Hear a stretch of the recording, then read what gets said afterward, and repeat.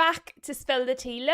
Welcome back to a very special lunchtime show on a Sunday. We don't normally do 2 shows on a Sunday, but there's lots to talk about, lots going on. Football's back, an actual competitive match between 2 Premier League teams, not in the Premier League, but you're catching my drift, guys. We're back in business. Football's back. It's the prelude to the season. Later on, we are going to be having our watch along for the Community Shield between Arsenal and Manchester City. And because we have the football back, we have to do an extra special show this afternoon to keep up with all of the transfer news we've been missing while we've been doing our squad reviews. So yesterday we took a little bit of a look at Manchester United, we took a little bit of a look at Liverpool, we've taken a little bit of a look at some of the other teams, their news. I'm glad we did it before the watch along from Man United, because at this point I'd be saying buy a whole new starting 11, which is just not feasible. I'm not getting into my club or my team because honestly I don't have the patience. So today we're going to be talking about Liverpool. You will see from the title I'm also getting bored of Liverpool, who are also not doing anything. It actually seems to be across the board, other than Spurs right at the start of the window, who just did loads, and Ipswich, who have bought a whole new starting 11 plus a bench. Other than that, there's not really many teams doing loads and loads of business. I actually think after that we've had Newcastle have done quite a bit of business, and Chelsea have done a little bit but not loads. That's it. Nobody's really doing a whole lot, which is fine when you're Arsenal and Man City, because you're already pretty much where you need to be. City need to do a bit more now if Rodri does actually get over the line. Obviously Silva, Pep, new manager, etc. Arsenal have very little to do. Upgrades, but very little to do. But the likes of Liverpool, the likes of United cannot afford to not do anything. We can't afford to have a slow window. And I don't mean afford in a monetary sense. I mean afford as in we're not going to be very good and we're not going to stay catching up with everyone. We're not going to stay ahead of anyone if we don't actually do anything in the window. So I slaughtered my own club. Absolutely rinsed them for what they're not doing, for being absolutely ridiculous. Today it's Liverpool's turn. So Liverpool fans, don't feel picked on. We're doing this with everybody. Everybody's getting it. It doesn't matter. I don't discriminate. If I'm going to complain, I want to complain about everybody and everything. But today it's Liverpool's turn. So we're going to look at the different transfer rumours around Liverpool. Obviously there's stories coming out that Barcola deal is stalled, paused, off, whatever. We'll talk about those. Mbaye, that link sort of come out in the week. Not a lot has come from it since. We haven't spoken about it though on the channel because we're doing the squad review. So we will speak about that. And essentially just where are Liverpool? What are Liverpool doing? And are they going to get themselves together? Really is where we're at. Now, obviously, as a rival fan, I'm delighted if Liverpool don't improve, because it just means there's at least one team we can sort of say, right, let's try and stay ahead of them because they've been as shit as us in this transfer window. But as just like an objective person who's looking at these transfers, I've lost patience completely with your club. They need to hurry up. They're too slow. So, before we do all of that, let us say hello to the very wonderful teacups. I see Rob has already been in. He's already got the Foxy in the chat. We have the blushing fox. Shout out to Rob Always United with the super sticker. Thank you so very much indeed. And let me say hello to the rest of you. So Rob obviously is here with the Super Foxy super sticker.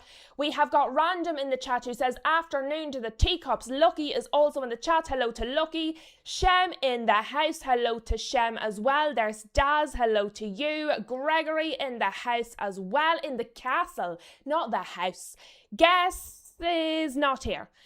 She will be back in a moment. She's gone to the shop.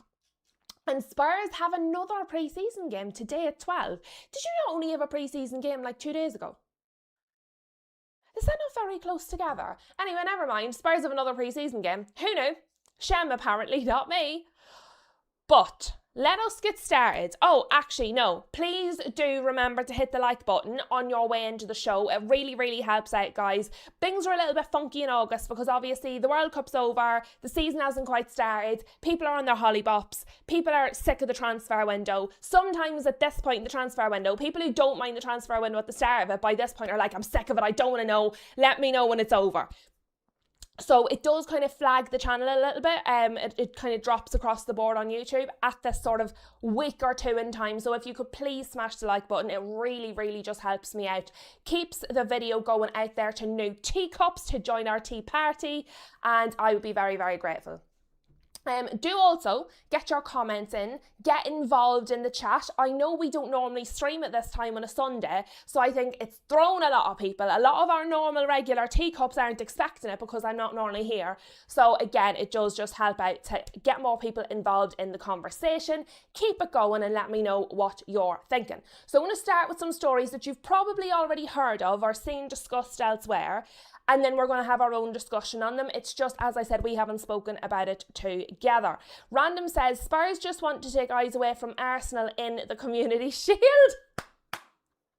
That's what it was. They've actually planned it that way on purpose. We are not going to watch the Community Shield. We're not going to watch an Arsenal match. Either should you.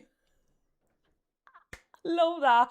Or are they hoping for the reverse? Are they hoping that nobody's going to watch their pre-season game? It's practically going to be behind closed doors because everybody's going to be watching the Community Shield. Maybe they've done it on purpose so nobody watches it. But let us get started on Liverpool, okay? So, this came out originally that I saw from Fabrice Hawkins quite some time ago. It was 12 days ago, so nearly 2 weeks ago this came out, all right.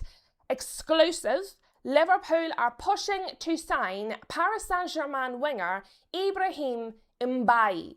The 18-year-old is understood to be keen on the move to Anfield, with Liverpool looking to strengthen their right-wing options this summer.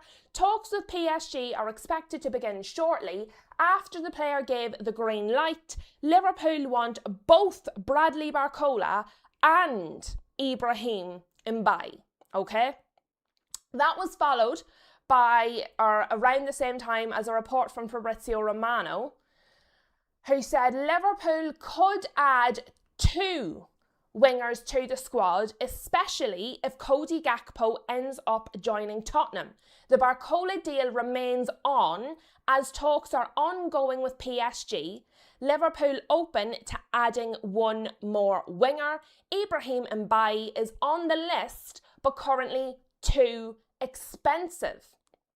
So Fabrice says Liverpool are interested. They're going to speak to PSG about a week later. So that was on the 4th, and then Fabrizio on the 13th. So just over a week later said they do want 2 wingers, especially if Cody Gakpo goes, but it's not going to be Mbaye. Even though he's on the list, he's too expensive right now.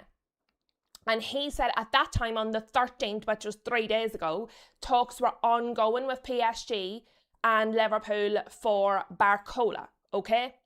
Then Florian Plettenberg, and I'm going to go through all the stories in one go, guys, and then we'll kind of discuss, because they're all linked to each other, so there's no point in doing them separately, because then it won't make any sense. So we're going to do them kind of all together, and then discuss how they interlink, which we think are likely, which we think are unlikely, and why, and maybe where else they may end up going, okay? So the next report then was on the 14th, so 1 day after Fabrizio's, okay? Florian Plettenberg said Tottenham are in very concrete talks with Cody Gakpo and have already made contact with Liverpool. However, as sources close to the player currently deny that any agreement has been reached. A move to Spurs is nevertheless a serious option for Gakpo. Now, this directly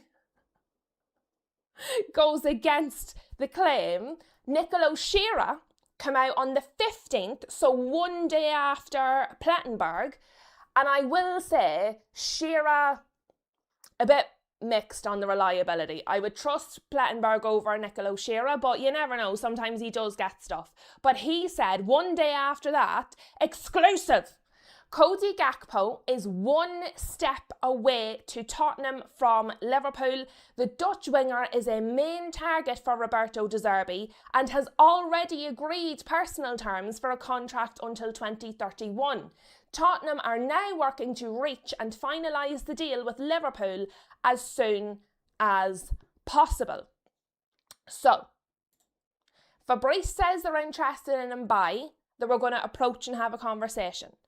9 days later, so over a week later, Fabrizio says Mbaye is too expensive. He's on the list, but he's too expensive. They're still in talks for Barcola, and they will want another winger if Gakpo goes.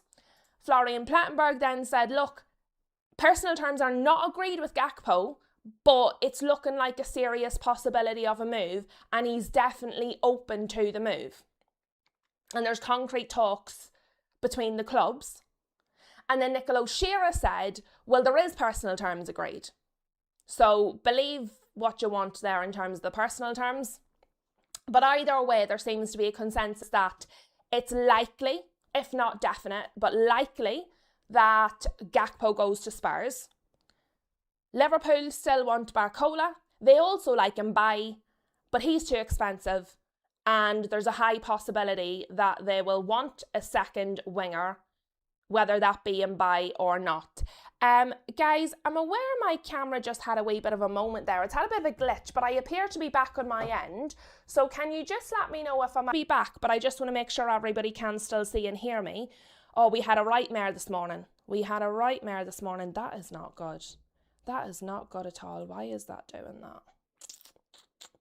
Why are you doing that to me? Everything looks to be fine.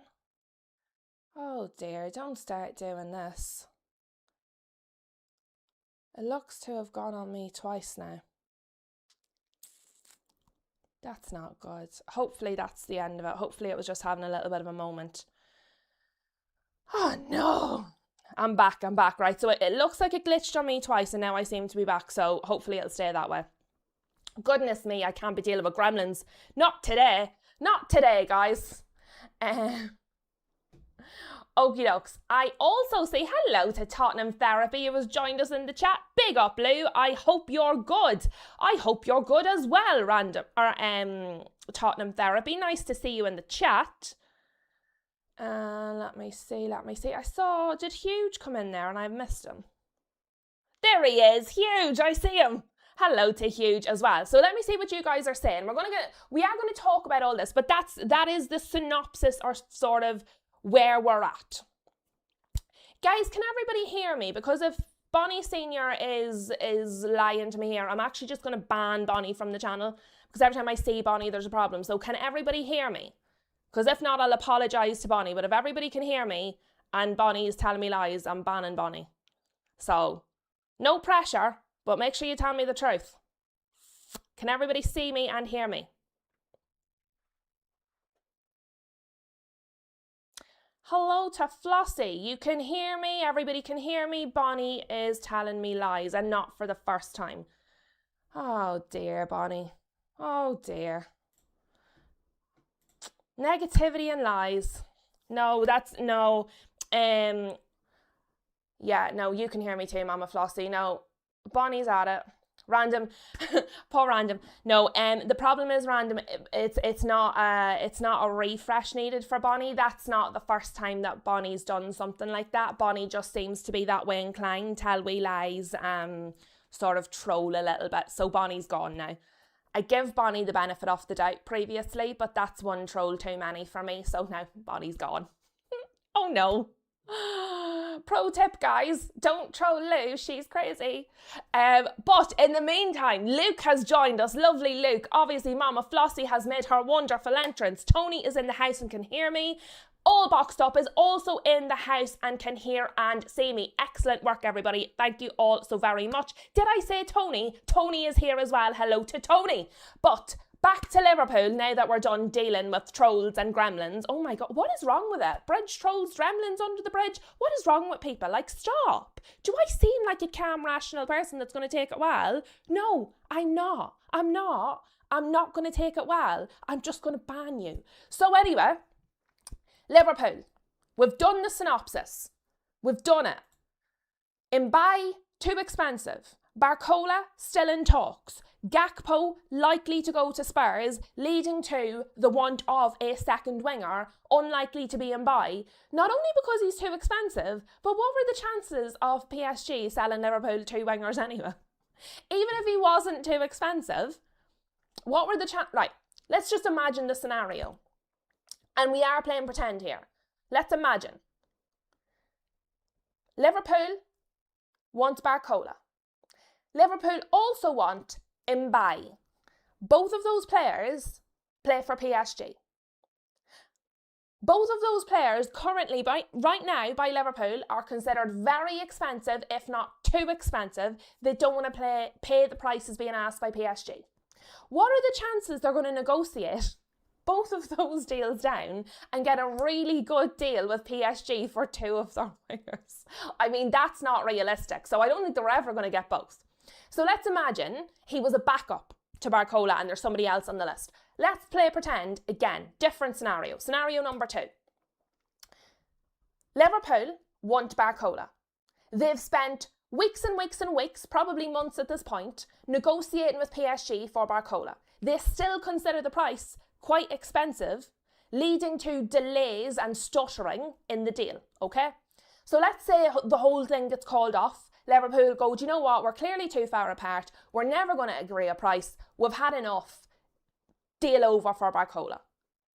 They're not then going to go to the same people, PSG, and be like, by the way, do you remember we walked away from that deal for Barcola? How's about we have a little chat about Mbaye, who was also too expensive? Do you reckon we can do a little something there? No. It's not like no. So, I reckon in either scenario, I'm not denying that they probably have or had an interest in Mbaye, but I think in either scenario, they don't get him. So if they get Barcola, I don't think PSG sends another winger to Liverpool. I also think if they don't get Barcola, the relationship is going to be quite miffed. They're going to be a little miffed at each other for a little while. They're not going to be able to deal with a different player instead. That's also too expensive. So I just think you have to write Mbaye off. Even if there's genuine interest, which I think there probably is, I just don't think it's a realistic scenario, no matter what direction you come at it from. Unless Liverpool go, yes, we'll pay your asking price for both players, I just don't, which they're not going to do. So the Mbaye thing I just don't think is realistic in any scenario. So I've written Mbaye off completely, okay? Sorry, I've got something in my eyeball and it's tickling it. Oh. There's nothing like a good eye rub when you wear glasses. It's so satisfying. I can't explain it to somebody who doesn't wear glasses. The pleasure from rubbing your eyeball when you wear glasses is just a different level. So yeah, we're just removing Mbaye. As I said, I don't see a scenario where it feels realistic, even if there's a genuine interest. Do you know what I mean? I think they would have to pivot to a player at another club entirely. Because if it's not working with PSG, it's not working with PSG for any of their players. Do you know? Which does bring us back to the actual Barcola deal. Now, guys, I have actually been saying to you for probably I would say 2 weeks now. So when the World Cup was still ongoing, I felt like Barcola was going to Liverpool. I said that over and over. I said it here. I said it on Footy Judge Mo. I said it repeatedly. I felt like Barcola was going to Liverpool. Really, really thought it was going to happen. This has now become so incredibly drawn out. Forget about the reports, right? So I've seen reports. There has been reports that have come out in recent days that have said it's off, it's stalled. So it's come from, let me see here. I think primarily France. It's come out anyway that it's on pause or off. Is it L'Equipe? Blah, blah, blah. So Stéphane Blanchy in Le Parisien has said that negotiations are beginning to stall seriously and have become heavily stuck. L'Equipe have also said that Liverpool have paused the pursuit of Barcola for the time being, okay? Other reporters in the UK have come out and said that's not true. Talks are still ongoing. They're struggling a little bit, but they're ongoing, okay? Before any of these reports have come out, so forget about the reporters, who you trust, who you don't. Just on a personal opinion based on what we know, which is obviously not everything. I said to you guys about 2 weeks ago, my feeling was starting to change on the Barcola deal. I really felt like Liverpool were going to get him. Even when Arsenal were linked in the first place, I said, no, I'm pretty sure he's going to Liverpool, especially because at the time, way when this started, Liverpool were still getting linked to Yan Diomande. I was like, Diamande's not going to Liverpool. I think it's going to be Barcola. Barcola's going to go to Liverpool, I reckon. Then the Diomande deal was called off. It was very complicated, as we've seen. Multiple teams pulled away from that Diomande deal. And so I was very confident then that Liverpool were going to get Barcola. In the last 2 weeks, it's really started to stall, guys. It's really started to stall. There's no movement. There's been an impasse on the price. The valuation is drastically different. Neither team seem willing to compromise any further than they've already got. The deal is starting to feel the way the Yan Diomande deal went. The deal is starting to feel the way the Mateus Fernandes Man United deal went. Talk. It feels close. The player wants it. There's personal terms, club to club talks. It's happening. There's a difference in valuation, but they're talking. And then it got to the point where it just wasn't moving any further along. It hit that impasse of it's either going to move or it's going to be off completely. And it's starting to feel to me from the outside, and I've been saying this for a couple of weeks now, it's starting to feel like maybe it's going to be called off. I can't remember what stream I said that on. Maybe you guys will remember. But it had to be about a week to a week and a half ago I said that. Now there's news reports from France that are saying that. As I said, the UK and Fabrizio Romano, they're saying no, there is talks ongoing still. But just from my own personal opinion, regardless of what they tell me, it feels like it's stalled. It feels like it's stalled from the outside looking in. There has been absolutely no steps forward at all for weeks. That's stalled. They might still be talking, haggling, but when there's no forward movement for several weeks, that's stalled, guys. I don't know how else to call it. What else would you call it if not stalled? So to me, it looks and feels to be stalled. Now, at some point, and we are the 16th of August, Liverpool absolutely need wingers. We went through their squad with the Liverpool fans the other day. We did come to the conclusion they absolutely need at least one winger. And that was including Barcola. If they don't get Barcola, they probably do need two. It's the 16th of August. So if they're going to do the deal or walk away from the deal, they kind of need to make that decision now, because if they don't make that decision now, they're not leaving themselves enough time to pivot to somebody else. And they've already not been particularly fast in this window. So they need to make a decision.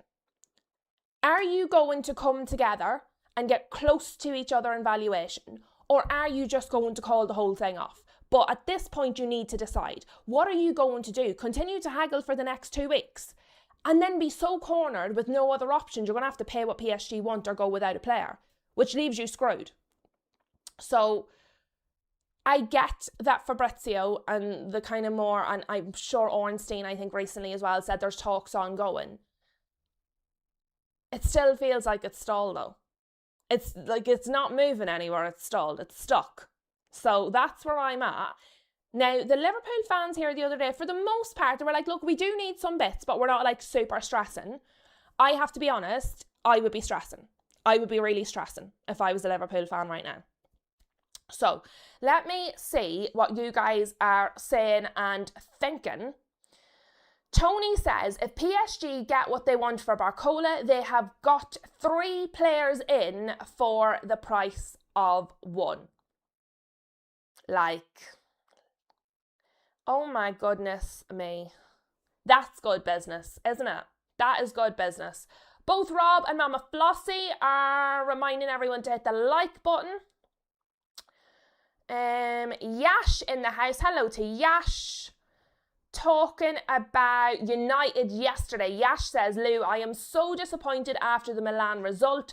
Really need at least 2 more signings. People who made it personal before the game about getting one over on Amorim have egg on their faces. Agree. Disappointed with the result. More disappointed with the performance. We definitely need at least 2 more signings. More, but at least 2 more signings. And yeah, it was never about Amorim. It was about United, and people lost sight of that. And now look. So yeah, totally agree. Agree on every point, Yash. Tony is saying, yeah, and not even ordinary players, more class players. Oh dear.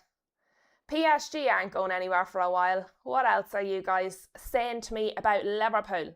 What else have we got to say? All Boxed Up unboxed us. Hello to All Boxed Up as unboxed the stream with a super sticker.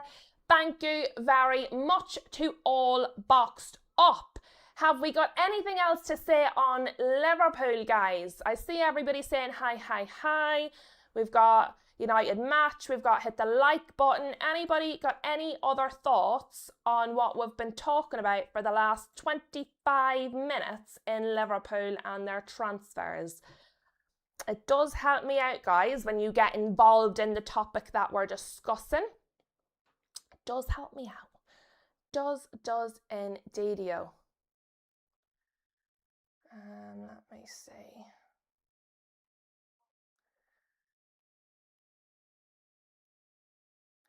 Daz says, we're playing a mixed team first game behind closed doors. What do you mean a mixed team first game? Like youth players and senior players? Give me more information on that, please. Flossie is saying it's crazy how long it's been going on. It is, and as I said, for me, my opinion is based on what we've seen with other deals that have taken this long and have reached this sort of impasse. So Mateus Fernandes, Diamande, other deals that we've seen follow this pattern. So it looks like the player's coming, then it takes a little while of negotiation, then it looks like it's stalled, and then the deal's off. So we have seen this happen this window previously with Liverpool. Do you know what I mean? So it's, for me, it's following a pattern we've already seen. Therefore, if it continues to follow that pattern, then it's logical that the deal would then be called off. But I do have to be fair. There was a scenario where something like this happened and then the deal happened. So Zolas to Arsenal. When that deal was first talked about, it was like happening. And then Arsenal sort of explored some other options, it felt like. Zolas was sort of paused. I don't think it was an impasse. It felt like a pause. And they sort of looked around. They had a discovery sort of a deal with the Alvarez. They had a little look at Vinny Jr. Or no, Vinny was after that. So they looked at Alvarez and they looked at somebody else. It might have been around the time Barcola was linked down, but they had a look at options anyway. And then they came back to Zolas and signed him. So that was going. It did sort of pause. It went quiet for maybe a week or two. And then they came back and did actually sign him in the end. So it's not unheard of that a deal can pause and then be completed after a period of quiet. Because sometimes it's loud, negotiating, links, blah, blah, blah. And then the last finer details are done sort of quietly in a week or so. And then a deal can be announced. So it's not impossible once a deal sort of pauses for it to ever happen. But I do think it's more unlikely. And it's not as if Liverpool have moved away, done something else and come back to this. They, according to Fabrizio and Ornstein and the big reliable journalists, have been negotiating this deal the entire time. There's been no break. There's been no pause. They haven't stepped away from it. Weeks and weeks and weeks and weeks they've been negotiating this, and it doesn't feel that they're any closer. Like, there's nobody saying it's imminent. There's nobody saying that they're closer. There's nobody saying it feels promising. There's nobody saying that all the buzzwords of they're optimistic a deal gets done. I haven't seen anybody say they're optimistic a deal gets done. That's normally the sign that things are at least moving in the right direction. So as it stands, I'm not really choosing to believe a particular journalist. I'm choosing to believe what I can see and hear with my own eyes, which is, I think it's stalled. Because it's stalled, they have to now make a decision. Do we waste any more time on this, or do we really quickly pivot because we absolutely need a winger? I think Liverpool have a decision to make, and I think they have to make it in the next couple of days, because otherwise they run out of time. The season starts on Friday. They need to make a decision. I know the window doesn't close, but the season starts. They need to make a decision fast to be able to pivot. Let me see. All Boxed Up is saying Elvedi transfer imminent to Leeds from Bayern Mönchengladbach. Clubs agreed, player wants the move, all on the medical, and then born now to Hamburg. And you wanted him to go. You were worried he played the other day because he was going to be going. I remember that. Daz, come back to me. You're playing 2 games of first teamers at 6 p.m. And it's like a split. Okay, fair enough. That's unusual. Rob says, I think Liverpool are doing okay, although they seem to be a bit slow. Have they only signed Munoz? Is he the only player they've signed this window? Let me have a little look-see. Let me double check it. I think he may be the only player they've signed this window. Maybe I'm forgetting someone. I know people keep telling me Jacquet. Jacquet, while the deal might have occurred in this window, all the negotiations were already done. Everybody knew before this window opened Jacquet was going to sign. So I'm aware he signed in this window, but he didn't really. Do you know what I mean? The deal was done previously. All the work was done previously. You didn't negotiate that deal during this window. That's kind of what I'm talking about. Who have you actually worked on and got over the line this window is where I'm at. So Munoz in Duckway officially joined the ranks, but there was a prior agreement. So both Duckway and Jacquet have joined technically in this window, but they both had pre-standing agreements that it was going to happen. So they already had done the work on those.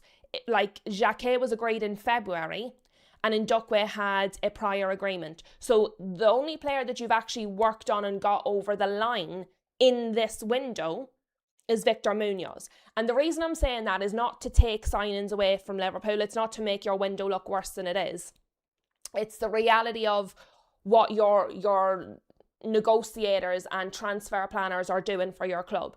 The only deal, so they have not worked on Jacquet in this window, that work was done. They have not worked on Duckway in this window, that work was done. So the only work that your transfer team has done for your club in this window is steal Munoz from Newcastle, and that was a release clause, by the way. Can I just point that out? They didn't negotiate that. They paid the release clause. And when United pay the release clause, that's all I hear is, well, they didn't do any work on it. They just signed, they paid the release clause. There was no work involved. So you would have done a small bit of work to convince them to go to you instead of Newcastle. But I'll be honest, in this moment in time, I don't think that would have been particularly difficult. And then you paid his release clause. And then you got a loan deal for Araujo, which a lot of your fans think is a terrible idea. So within this window, your transfer team haven't, to me, done enough work for your club. I feel the same about United, and I do want to make that clear. It's not about picking on Liverpool, and sometimes when it's a rival fan, particularly like an actual rival fan, sometimes it feels like, oh, they're just being like bitter and salty. Genuinely, I feel that your transfer team is not working hard enough for your club. They've not really done anything. A loan deal for Araujo, who Barcelona were happy to loan out, and a lot of people agree that he's injury prone and potentially doesn't actually add anything. Victor Munoz, who had a release clause and 2 deals that were agreed prior to the window already. The only deals they've tried to actively actually negotiate in this window were Yan Diomande, which didn't happen. And to be fair, I think that was the Diomande side over his rights, image rights. That was super complicated. I totally understand.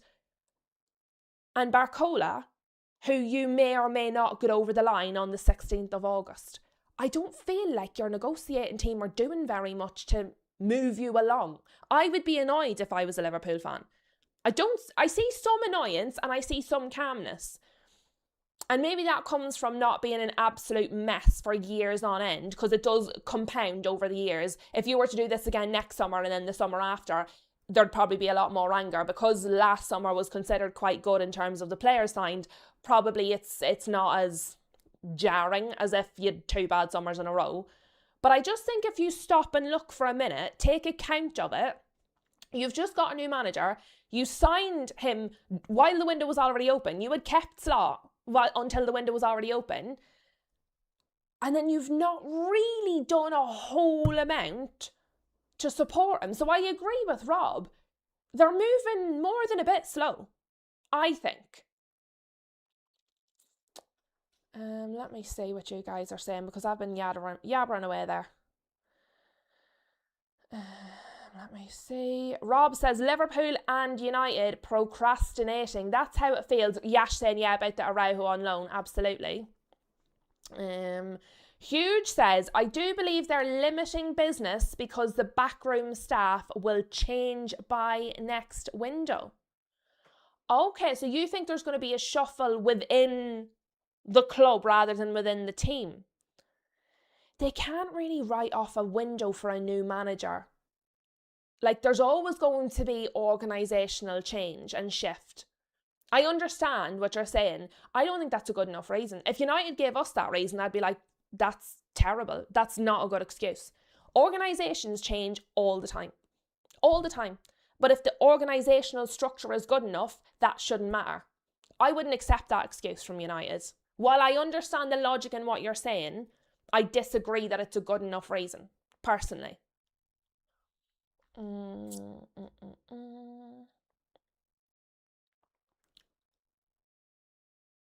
me see. Flossie and Bede unpacking all of the Newcastle news. Newcastle have had a busy summer. One way and the other, Newcastle have had a busy summer. Tony says, I think Liverpool should hold out. They have brought in extra wingers at PSG. They will lower the price, and it's better for us if they struggle on the wing. It's better for everybody if Liverpool struggles. Okay. My question is, Tony, and I think it's a fair point. If Liverpool call PSG's bluff and they say, we've seen you buy other wingers, we know you're preparing to sell him, we're offering you massive money, like, don't be ridiculous, because we're just not going to pay it. If Liverpool call PSG's bluff and then nothing happens and PSG go, okay, we'll keep him, what do Liverpool do then? Do you know what I mean? Like, if Liverpool call PSG's bluff and they say, we're just going to wait, we're not offering you more money, and then the window closes and PSG go, oh, well, we keep him, no problem. Liverpool are screwed because they need another winger. PSG wouldn't be screwed though. Like, Liverpool, if that's the case, Liverpool come off worse. It's a bigger risk for Liverpool. And sometimes I think you have to take that risk, but not in the scenario that Liverpool are in, if that makes sense. Because I am a little bit that type of person, I would agree with you. I'd be like, okay, just call their bluff. I just don't know if Liverpool can afford to do that when we looked at their squad the other day, and they definitely need a winger. They definitely need a winger, because if they don't get one, they are in trouble. Let me see. Huge says, they did it with Slot, a new ownership is coming in and director of football is also leaving. I don't think it's good enough, but I believe that's what's happening. It might be, but you would have liked to think that they would have had things in place long before now, because that consortium, now, and I'm sure it was behind the scenes for a little while, but that consortium came to light a couple of weeks ago. And the percentage that was sold is announced officially a week ago, and it's minority. Now, obviously, minority owners can have a big impact. Look at Ineos and the Glazers. But primarily, I think it'll still be FSG calling the shots. And as I said, the plan for the summer window should have been in place months ago. They might blame that. I don't think it has a correlation, though. I don't think it has a correlation at all, personally. Mr. Arsenal Podcast, Ryan is in the house. Hello to Ryan. Welcome back. Tony says, PSG want the money though. They already have the men. Do they need the money? Do they want the money or do they need the money? Like, I don't know. I barely cover how the financials work in the Premier League. I don't know how they work in other leagues. Would PSG be in trouble if they didn't sell them? You don't really, maybe you do. I feel like I associate financial trouble with Spanish teams. Like Barcelona. I don't think of PSG and think financially restricted. Do you know, maybe they are. Maybe you know more than me about it. But like when I think of them, I don't think of a financially restricted team. But I'm absolutely stand to be corrected on it because I just don't know. They don't pull levers at the same rate as Barcelona, so I just don't associate it with them. Let me see. Flossie says Liverpool won't want to lose face. Huge says I don't think they need the money. They've sold well already. Yeah, and see, that's it. PSG don't really want to lose the player. They don't absolutely need the money. The pressure's on Liverpool. And I think it's hard to call somebody else's bluff when you're the person in need. You know, I think it makes it much more difficult. Tony says 145 for Barcola is just too much. I agree with you.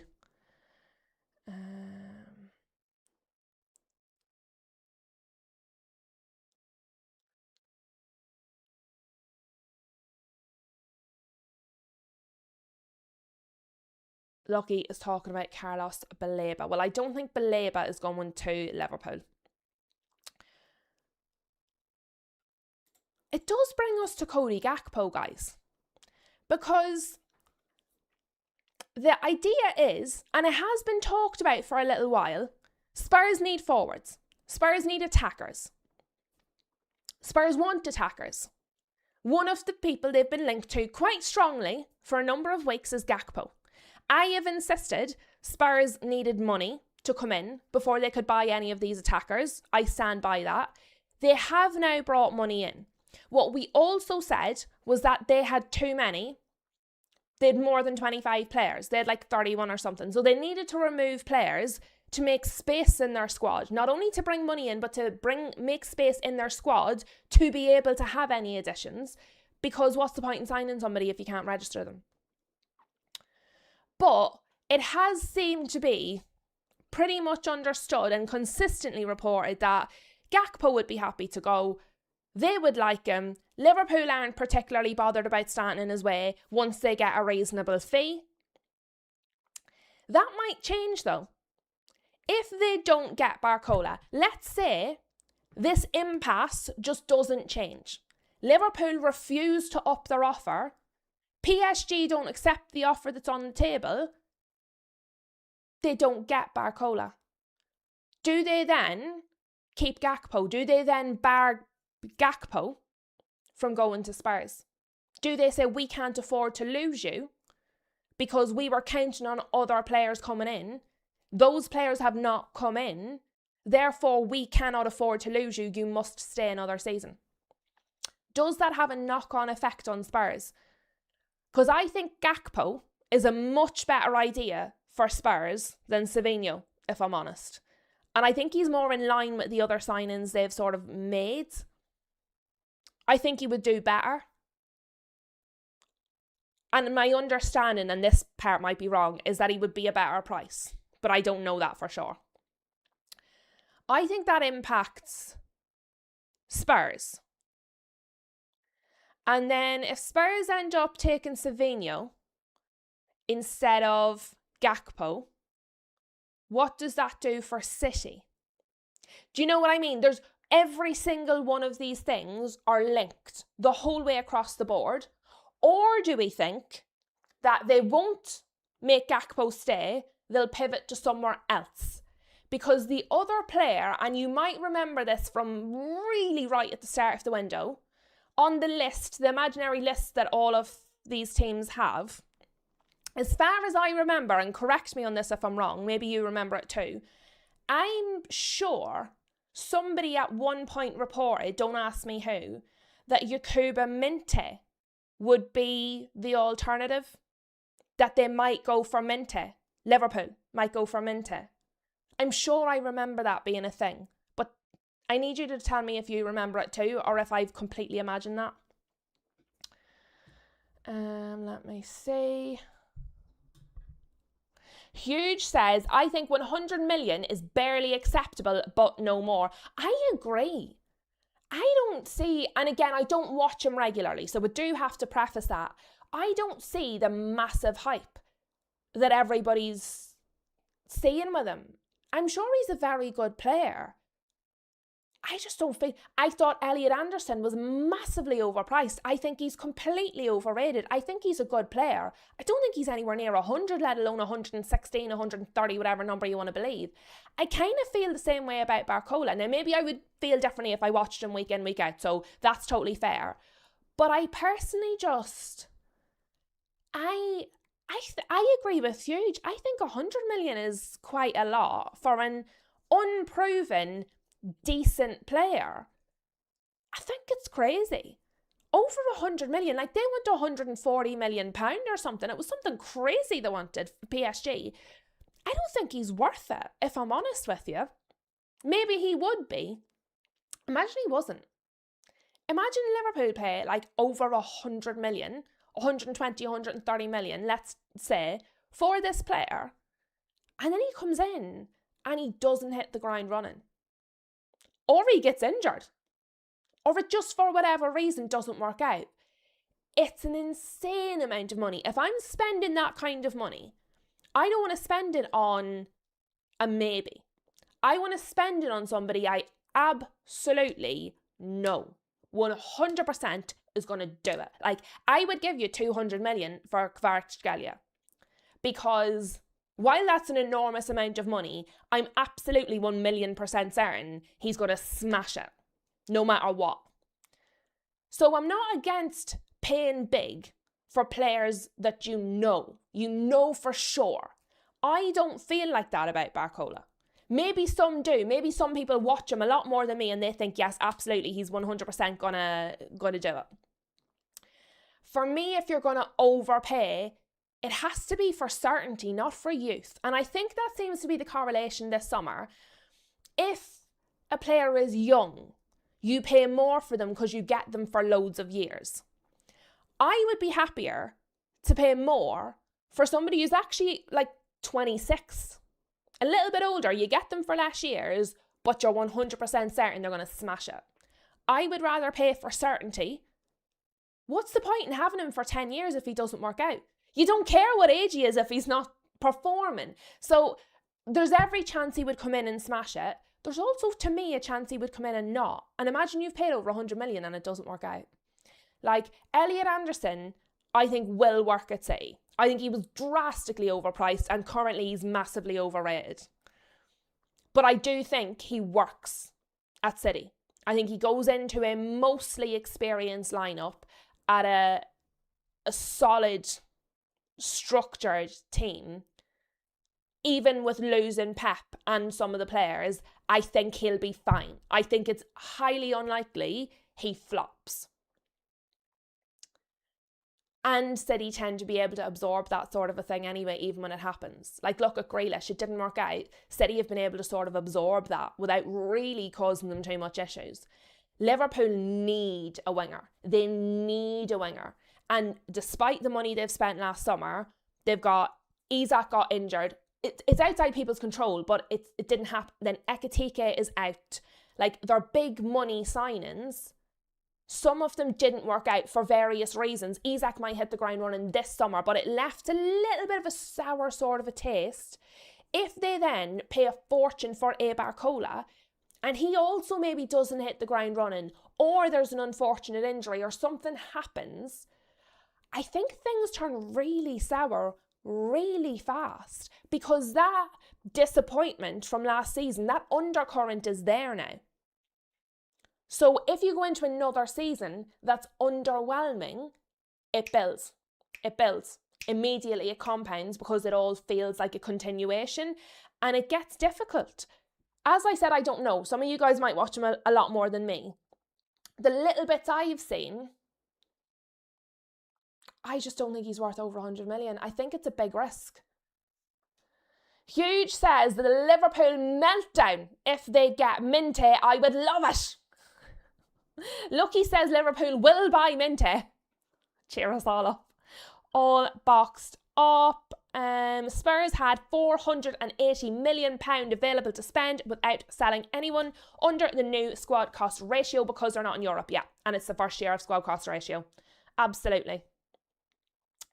Tony says 145 million. I would never pay that for Barcola. He's a good winger, but struggles to get in the PSG squad. Don't you worry about predictive text, Tony. It gets everybody. That predictive text, it gets everybody. I've got quite good at proofreading the messages as I'm reading them. Like, my brain auto-corrects them most of the time. Huge says, I would get a cheap stopgap and then get Rodrigo next window. Tony says, the world know he is a 100 million player. What Liverpool are offering. The thing is, Liverpool are the team in need and PSG don't need. So they get to set the price. Liverpool get to say no. But they need to do it now before they've wasted any more time. Because even now, if they walk away, it's going to be like, why did you spend all that time? You knew what the price was for several weeks now. We've known what the price was for a couple of weeks. I understand the initial approach. I understand the initial negotiation. When you realise that was a hard line, you had to make a decision, walk away or make it happen. I still feel like they're dithering. They need to decide. Mr. Arsenal podcast says, remember the market as a whole is whack. City demand a huge fee for 2 goals. Where City demand a huge fee for 2 goals in 2 seasons. Thing is, City always demand huge fees. So theirs is always a little bit off. But I think, and I said this at the time with Elliot Anderson, I think even in an overpriced market, that player's overpriced. So, for example, I think personally, Elliot Anderson is maybe 80 million. So to me, overpriced Elliot Anderson is 100. Do you know what I mean? 116 is overpriced, even on the overprice, if you get me. Barcola, I don't know enough to say for 100%, but I think some players are overpriced and some players are overpriced even in this market, if that makes sense. Flossie is saying, Buddy is here. Hello to Buddy. Says, everyone rates Doué, but Barcola was way better in the World Cup. I agree, Doué wasn't good in the World Cup, because I rate Doué. So when I've seen Doué in the Champions League, I've really liked Doué. I thought he's really good. I completely agree with you. Doué was not as good as he normally is in the World Cup. I actually thought Doué had a really disappointing World Cup. And if I hadn't seen Doué before, and that was the first I was seeing of him, I would have thought he's not great. Whereas when I've seen him playing club football, I thought he's been really good. So that is a fair point. For me, though, I didn't think Barcola was amazing at the World Cup. I thought he was fine.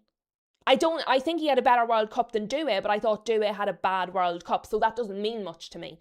You're better than bad doesn't really. He didn't stand out to me one way or the other. He looked fine. That's how I felt at the World Cup. He looked fine. Do you know what I mean? But like I said, I do agree with you. You can't really just base Everton on a World Cup, which is why I've said openly, I don't have the information from watching them week in, week out. I just think based on the way the negotiating's going, you're wasting time now. All Boxed Up says the bigger clubs are an accident waiting to happen, shelling out excessive amounts at inflated prices. I agree, which is why I have absolutely not one time criticised United for not spending the big money. I am cool with us not just throwing loads of money at players. Absolutely 100% totally fine with it, because I think it's a bad strategy. I think just pay the price is a bad strategy. So I agree. When you just throw out loads of money, inflated prices, it is an accident waiting to happen. Completely agree. Completely, for all clubs that do that, because we were guilty of it right up until this summer. So I agree. Let me see. Tony says, can you imagine if PSG pull that off and bring in 3 players that are better than Barcola? But he says it all started with City bidding 116 for Anderson. Anderson is 75. I said 80, so we're kind of actually the same ballpark on Anderson. Yeah, I agree with you. I do think that was where it started. Absolutely. Because people see, well, you've paid that. And we've heard that. We've heard that reported. Well, if Anderson's worth that, well, if Fernandez is worth that, that's what my player is worth. We have seen that. We have heard that be said, that teams are using that as a ballpark, as the measuring stick, and it's way off. Way off. Huge says there is a reason Doué gets picked ahead of Barcola. Let me see.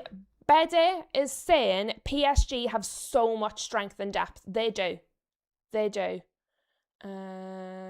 me see. Buddy says you need game time to bring out the best in players and get their confidence up. That I do agree with.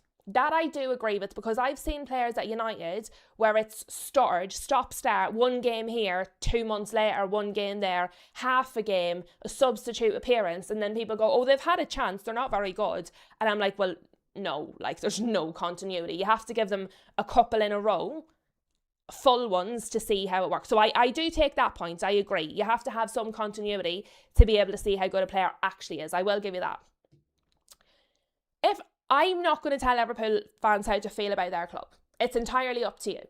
From the outside looking in, I do feel the deal is stalled. I feel the deal has been stalled for about 2 weeks. I do think the valuations are drastically apart. I don't think PSG are going to compromise much further. So I think Liverpool have to decide, are we going to pay this or are we going to not and pivot? You have to just make a decision. Whether the decision is pay it and get the player or walk away, they have to make the decision. This sort of decision paralysis that they seem to be experiencing is damaging them. It's wasting time. It's preventing their ability to be able to move forward with other things that need to be done. It's exactly the same at Man United. Do they want a midfielder? Do they want a left back? Do they want a backup striker? They don't know what they want. They've also got decision paralysis, and it cost us 4 goals yesterday because they can't make up their mind. So sometimes I think there's just too many cooks in the kitchen. There's too many people involved in these decisions. You need a core, 2 to 3 people. Make the decision, do it. But it has been paused for about 2 weeks. There has been no progressional update for about 2 weeks. You don't have that time to waste. So a decision needs to be made one way or the other. Let me see. What else are you guys saying?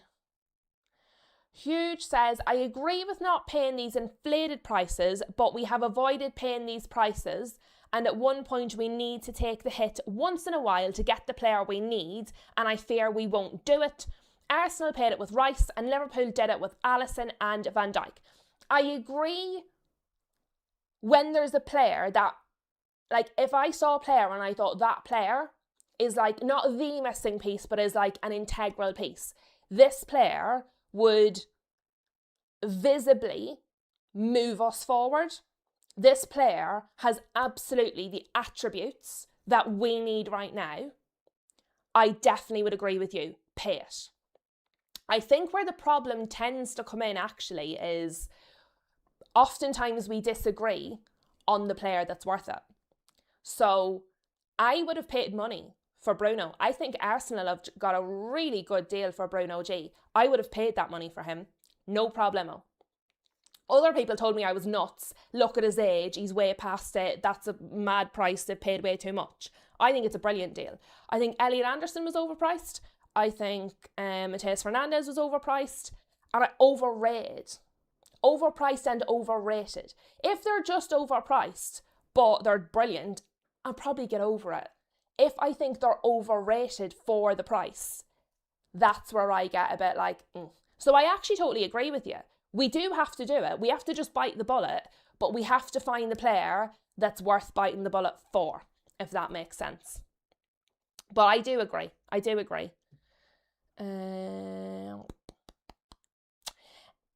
Nobody knows, buddy. Nobody knows. As I've said, probably about 25 times on this stream. I could go back and count. I would imagine it has to be at least 25 times.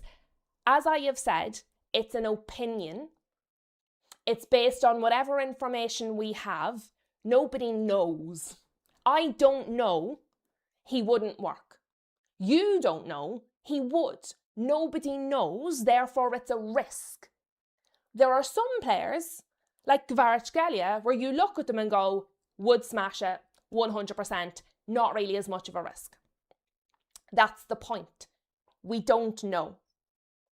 I don't know how many more times I can say that. So Buddy has said, how do people know Barcola is not worth the money? If he hasn't kicked a ball for Liverpool, I'll back him until he doesn't deliver. He might never kick a ball for Liverpool, first of all. Maybe he will, maybe he won't. But he might never kick a ball for Liverpool. Second of all, nobody knows. Everybody's expressing an opinion. So your opinion is you would back him until he proves otherwise. Other people's opinion is I don't think he's worth it because it's a risk. It's just an opinion. It's okay. Josh, hello Josh. Long time no see is right. Nice to see you in the chat. Let me see. Yeah, and that's another one. Enzo Fernandez, 120 million. He's not worth that either, in my opinion. Some people might think he's absolutely worth 120 million, but that's the point. It's just opinion. It's not like life or death. It's just an opinion. But that does bring us to the end of the show, guys, because I'm actually going to be live very, very soon for the Charity Shield. So I don't want to run way over on this one because I've got some stuff I need to do. So we're going to end the stream, but we are going to be back. It's 3 o'clock it kicks off, isn't it? Let me make sure if I'm getting my timings right, because maybe I'm not. I'm sure it's, what time does the Charity Shield kick off? I think it's 3. 3, yeah. So I'll be live probably from about 10 to 3, I would say. This is going to redirect you. So even if you're not about later, or if you're going to be doing a watch along elsewhere, totally fine. Just hit the like button. Don't worry about it. Just hit the like button. I don't mind. But thank you all so much for being here. Thank you so much for getting involved, guys. It really makes the show so much better when you guys get involved, get your comments in, get your opinions in, different to mine, the same as mine, makes no odds, but it helps the conversation flow. It gives me something to interact with. So thank you all very much for being here, for getting involved, for expressing your opinion, for hopefully hitting the like button. Special shout out, of course, to Rob and All Boxed Up for your very generous super stickers. And I do hope to see you guys at the watch along.